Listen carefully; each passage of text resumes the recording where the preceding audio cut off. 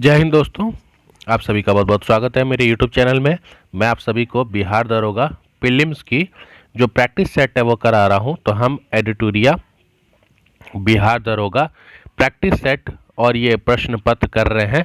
और ये पहला प्रैक्टिस सेट है आपका, जिसमें मैंने पहले क्लास में आपको 10 क्वेश्चन कराए थे और आज की क्लास में हम 10 क्वेश्चन सॉल्व करेंगे। इस क्लासेस को आप फॉलो कीजिए क्योंकि एग्जाम्स आपके बहुत जल्द आएंगे, नोटिफिकेशन भी आपका आने वाला है। चलिए क्लास को शुरू करते हैं। पहला क्वेश्चन है, ऑपरेशन जीरो पावर के तहत भारत छोड़ो आंदोलन के दौरान कस्तूरबा गांधी को कैद करके किस जेल में रखा गया था?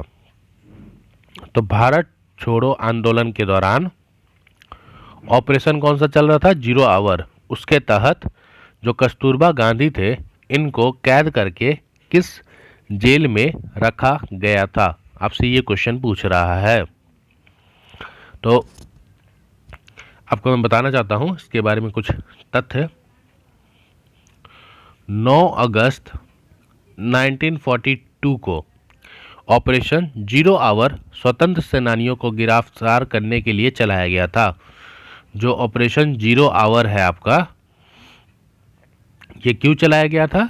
स्वतंत्र सेनानियों को गिरफ्तार करने के लिए ऑपरेशन जीरो आवर चलाया गया था, जिसके तहत जितने महत्वपूर्ण नेता थे, जितने भी आपके इम्पोर्टेंट नेता लोग थे, इन सबको क्या कर दिया गया?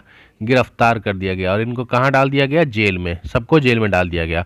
तो कस्तूरबा गांधी को गिरफ्तार करके कौन से जेल में डाला गया था? आगा खा महल। आगा खा महल में इनको बंद कर दिया गया था। अगर बात करें हम बांकीपुर जेल की, तो यहाँ पे किसको डाला गया था? तो यहाँ पे राजेंद्र प्रसाद जी को, राजेंद्र प्रसाद जी को बांकापुर जेल में रखा गया था, कस्तूरबा गांधी जी को आगा खा महल में। और तिहाड़ में तो नहीं, एक और नाम याद रख लीजिएगा, पाकुड़ा जेल। दिया नहीं है लेकिन मैं मेंशन कर देता हूं, एक मिनट। मौलाना अबुल कलाम, मौलाना अबुल कलाम जो थे, इनको बाकुड़ा जेल में कैद किया गया था। तो देखिए, कस्तूरबा गांधी को आका का महल, बांकीपुर जेल में राजेंद्र प्रसाद जी को, और मौलाना अबुल कलाम को आपका बाकुड़ा जेल में किया गया था। ठीक है, आगे बढ़े। अगला क्वेश्चन है, कंध विद्रोह का संबंध किस राज्य से है? कंध विद्रोह का संबंध किस राज्य से है? तो बताइए, कंध विद्रोह का संबंध किस राज्य से है? सबसे पहले तो कंध विद्रोह आपका हुआ कब था? तो ये आपका हुआ था, एक मिनट, कंध विद्रोह आपका हुआ था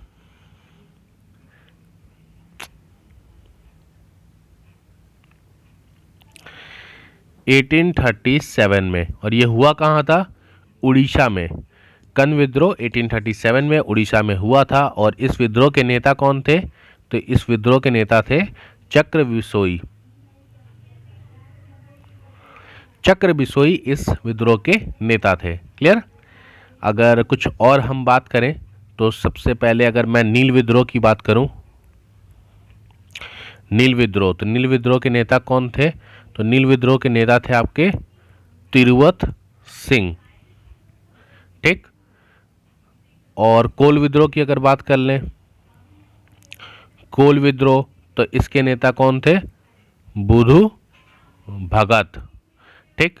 मुंडा विद्रोह की बात करें तो इसके नेता कौन थे? बिरसा मुंडा जी।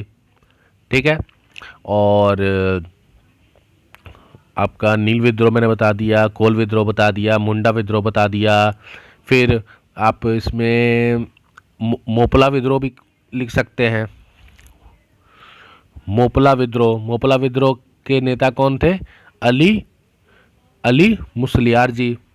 ठीक है। फिर ताना भगत विद्रोह, उसके नेता जतरा भगत थे। ठीक है। तो नील विद्रोह, ताना भगत विद्रोह, कोल विद्रोह, मोपला विद्रोह, पालीगोरा विद्रोह था, मुंडा विद्रोह, ठीक है। पालीगोरा विद्रोह के कौन थे? कट्टा भोमान जी, ठीक है। ये सब चीज़ें थी, नोट कर लीजिएगा। देखिए, आप क्लास कर रहे हैं ना, अपनी कॉपी लेके बैठिए। ये एक क्वेश्चन है, इसका आंसर आपको पता चल गया, लेकिन आपको ये सब चीज़ें अपने कॉपी में नोट करनी है, तभी आपको फ़ायदा होगा। क्लियर? आगे बढ़ते हैं। शांति निकेतन को किस वर्ष यूनेस्को का विश्व धरोहर सूची में शामिल किया गया था? शांति निकेतन को किस वर्ष? तो शांति निकेतन को 2023 में विश्व धरोहर की सूची में शामिल किया गया था। अब मैं कुछ और भी चीज़ें हैं जो आपको बताते चलता हूँ, आप अपनी कॉपी में नोट करते चलिएगा। पहला है लाल किला। लाल किला 2007 में विश्व धरोहर में इसको किया गया था, ठीक। लाल किला के बाद है पश्चिमी घाट। पश्चिमी घाट, पश्चिमी घाट आपका 2012 में। उसके बाद है रानी की वाव 2014 में। फिर नालंदा बिहार,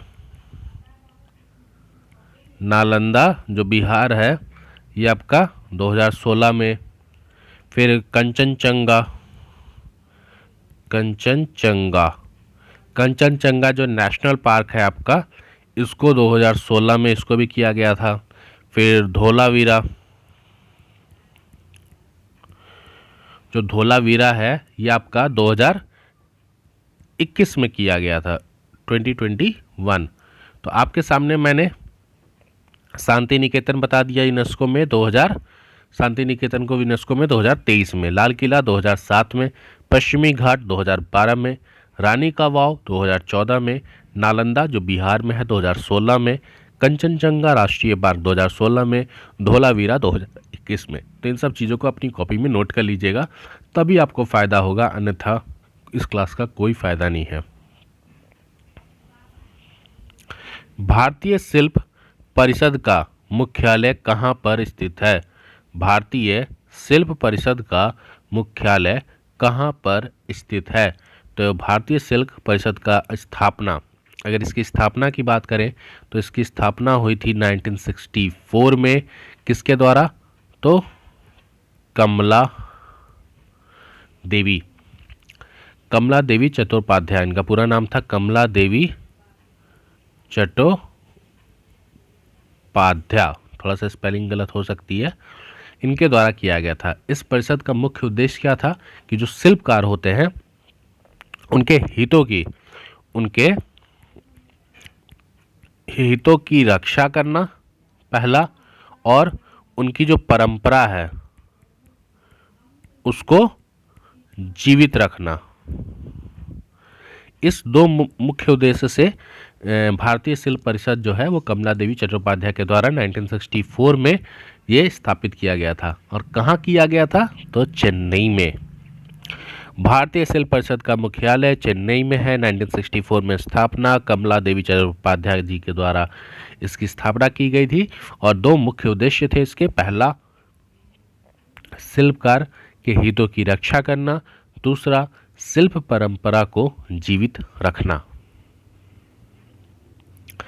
रिंग गार्ड एवं बैकबोर्ड नामक शब्द किस खेल से जुड़े हैं?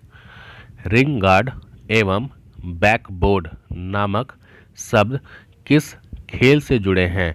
तो ये तो आप बता सकते हो कि रिंग गार्ड, पॉइंट, लीड पास, ये सारे शब्द किससे जुड़े हैं? बास्केट बॉल से जुड़े हैं, ठीक है। और अगर आपसे कोई पूछे कि इस खेल का आविष्कार किसने किया था, तो बास्केटबॉल खेल का आविष्कार किया था जेम्स स्मिथ ने। जेम्स स्मिथ ने 1891 में बास्केटबॉल खेल का आविष्कार किया था। अब भारत की बात कर ले, भारत ने सर्वप्रथम 1930 ईस्वी में बास्केटबॉल खेला था। तो भारत ने सबसे पहले 1930 ईस्वी में बास्केटबॉल खेला था, और जेम्स स्मिथ ने 1891 में इस खेल का आविष्कार किया था।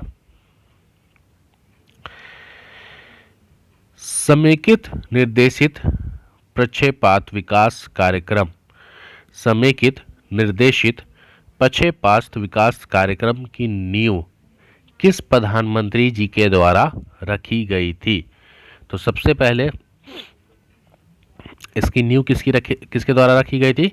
तो उस टाइम पे तत्कालीन प्रधानमंत्री इंदिरा गांधी जी के द्वारा। ठीक है, इंदिरा गांधी जी ने वर्ष 1983 में समेकित निर्देशित और पक्षपात विकास कार्यक्रम की शुरुआत की थी। और इस कार्यक्रम का अगर आपसे कोई पूछ दे कि संचालन किसके द्वारा किया जा रहा था, तो डीआरडीओ के द्वारा इस कार्य का संचालन किया जा रहा था। क्लियर? आगे बढ़े। इंडोकाइनोलॉजी शाखा के जनक कौन है? इंडोकाइनोलॉजी शाखा के जनक कौन है? तो इसका राइट आंसर क्या हो जाएगा? हाँ, थॉमस एडिसन। ठीक है, जंतु विज्ञान की शाखा, ये कौन सी विज्ञान है आपकी?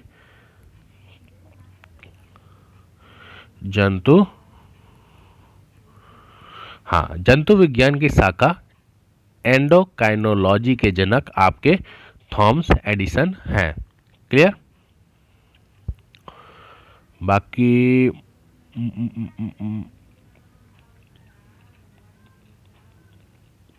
ठीक है, आगे बढ़ते हैं।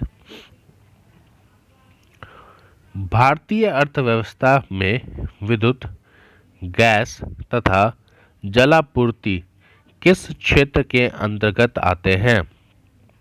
भारतीय अर्थव्यवस्था में primary sector, tertiary sector, secondary sector, ये आपने पढ़ा होगा।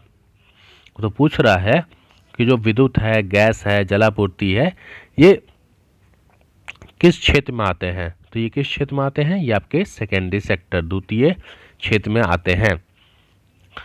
प्राइमरी सेक्टर के बारे में अगर मैं बात करूं तो प्राइमरी सेक्टर आपको पता है कृषि संबंधित ये रिलेटेड होता है। ठीक, कृषि हो गया, आपका पशुपालन हो गया, ठीक, वन उद्योग हो गया, ठीक, मत्स्य पालन हो गया, मत्स्य पालन है। द्वितीय क्षेत्र की बात करें तो द्वितीय क्षेत्र में आपका विद्युत हो गया, गैस हो गया, जलापूर्ति हो गया, उद्योग हो गया, खाद्य प्रसंस्करण हो गया। और तृतीय सेक्टर की बात करें तो तीसरा में आपका होटल हो गया, एजुकेशन हो गया, बैंक हो गया। मतलब ये आपका सर्विस सेक्टर है। ये कैसा है? Service sector. ये आपका एग्रीकल्चर सेक्टर, और ये आपका कैसा है? Manufacturing sector. क्लियर? वैज्ञानिक आधार पर राष्ट्रीय आय की गणना VKR राव द्वारा किस वर्ष किया गया था? तो पूछ रहा है कि वैज्ञानिक आधार पर जो नेशनल इनकम है उसकी गणना VKR राव जी के द्वारा किस वर्ष किया गया था? तो आपको सबसे पहले भारत में जो सबसे पहला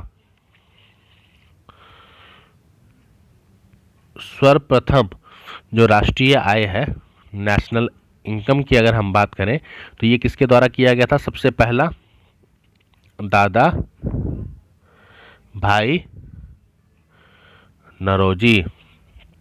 लेकिन यहाँ पे क्या पूछ रहा है? वैज्ञानिक आधार पे। तो भारत में सबसे पहला राष्ट्रीय आय की गणना किसके द्वारा की गई थी? दादा भाई नौरोजी जी के द्वारा की गई थी 1867 से 1888 के बीच में। 1867 से 1868 के बीच में भारत में सबसे पहला राष्ट्रीय आय की गणना दादा भाई नौरोजी जी के द्वारा की गई थी। ठीक है, और दादा भाई नौरोजी ने बताया था कि भारत की मतलब 1867 और 68 में जो प्रति व्यक्ति आय है, पर कैपिटल इनकम, वो कितना है? 20 रुपये। दादा भाई नौरोजी जी के द्वारा जो प्रति व्यक्ति आय बताई गई थी उस टाइम पे वो बताई गई थी 20 रुपये। ठीक है, ये तो सर्वप्रथम हो गया। अब क्वेश्चन के हिसाब से अगर बात करें तो वैज्ञानिक आधार पर सबसे पहले 1931 में 1931 में वैज्ञानिक आधार पर राष्ट्रीय आय की गणना की गई थी VKR राव जी के द्वारा। क्लियर। और इनके हिसाब से प्रति व्यक्ति आय अगर पूछ दे तो कितनी थी 49 रुपीज़। ठीक है, तो 20 रुपये किसके हिसाब से थी दादा भाई नौरोजी जी के द्वारा 1867 याद रखिएगा सबसे पहला। और वैज्ञानिक आधार पर VKR राव 1931 49 रुपीज़। क्लियर। आज की लास्ट क्वेश्चन, हम 10-10 क्वेश्चन ही कर रहे हैं क्योंकि वीडियो बहुत ज़्यादा बड़ा हो जाता है एक्सप्लेनेशन के चलते। भारत में विदेशी प्रत्यक्ष निवेश की सीमा किन क्षेत्रों में 100% नहीं है? भारत में विदेश प्रत्यक्ष निवेश की सीमा किन क्षेत्रों में 100% नहीं है? तो कृषि, खनन, संचार, पेंशन। तो आप तो ऐसे ही बता सकते हैं कि पेंशन में नहीं होगी। कृषि में 100% है, खनन में 100% है, संचार में 100% है, बीमा में अगर आपसे पूछ दे बीमा में 100% है। ठीक है, अगर पेंशन में पूछ दे तो पेंशन में 49% है, पेंशन में 49% है। तो किसी भी देश के विभिन्न आर्थिक क्षेत्रों में विदेशियों के द्वारा जो प्रत्यक्ष निवेश किए जाते हैं उसे हम विदेशी प्रत्यक्ष निवेश कहते हैं। ठीक, फिर से बताता हूं, किसी भी देश के विभिन्न आर्थिक क्षेत्रों में विदेशियों के द्वारा जो निवेश किए जाते हैं उसे हम विदेशी प्रत्यक्ष निवेश कहते हैं। कृषि में 100% है, खनन में 100%, संचार में 100% है आपका, बीमा में 100% है, पेंशन में एक सेकेंड, बीमा में एक मिनट बीमा में 100% नहीं है, शायद मैंने गलत बोल दिया। बीमा में आपका 75 था, हाँ बीमा में 74% है, 100% की बात की जा रही थी। पेंशन में आपका 49% है। बाकी सैटेलाइट में अगर पूछ दे सैटेलाइट में तो सैटेलाइट में भी आपका 100% है। तो कृषि में 100%, संचार में 100%, खनन में 100%, सैटेलाइट में 100%, बीमा में 74%, पेंशन में अगर आपका पूछे तो 49% है। ठीक है, तो आज की क्लास आपको कैसी लगी आप मुझे कमेंट करके बताइएगा। अगर वीडियो अच्छी लग रही हो तो कृपया करके इस चैनल को सब्सक्राइब कर लें क्योंकि बहुत मेहनत से आपके लिए वीडियो बनाया जाता है। और सब्सक्राइब करें चैनल को और शेयर करें वीडियो को। कोई भी थॉट्स अगर कमेंट हो तो आप मुझे कमेंट करके बता सकते हैं। ठीक है, मिलते हैं नए वीडियो में। एनसीईआरटी की क्लासेस भी देखते रहिएगा। जय हिंद, जय भारत।